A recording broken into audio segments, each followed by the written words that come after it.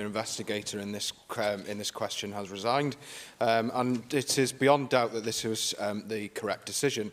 I'm also pleased that the Public Services Ombudsman for Wales has decided against their appointment of former Labour Council leader James Goody, KC, to lead the review.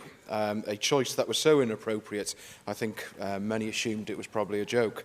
I won't spend time explaining why the appointment was inappropriate, but it's pretty plain for everyone to see that the review would have been a total charade, with Labour politicians marking their own homework. I think all of us were dumbfounded by these outrageous appointments, but I'm interested to know from the Public Services Ombudsman whether this was coincidental or deliberate.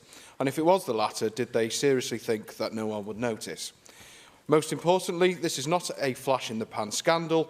This has seriously eroded trust in what is supposed to be an independent watchdog. I have referred constituents to the Public Services Ombudsman for redress, so how are my constituents supposed to have confidence that their grievances will be taken seriously if they were represented and referred by Conservative politicians, for example? Cultural and ideological left-wing bias in our institutions is nothing new.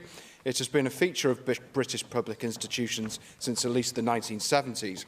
There is a wealth of evidence for this across academia, the BBC and the civil service, such as the biased King's College counter-terrorism course for civil servants that was condemned earlier this year.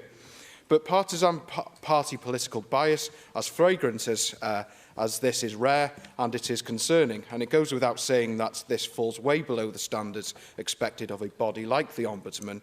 It demeans and debases the important work they are assigned to do. The Public Services Ombudsman for Wales should represent everyone in Wales, but aside from bias, the vitriolic and abusive language used was incredibly concerning, with bigoted languages aimed at a sitting member of Parliament by the head of investigations at the Watchdog.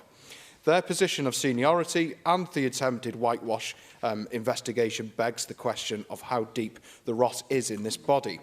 What sort of culture exists within the Ombudsman if these are the attitudes that exist in the upper echelons of the body, if this is the language being used by senior officials? Impartiality is important for senior officials in any civil service role, but it is paramount in a body like the Ombudsman that is supposed to investigate maladministration.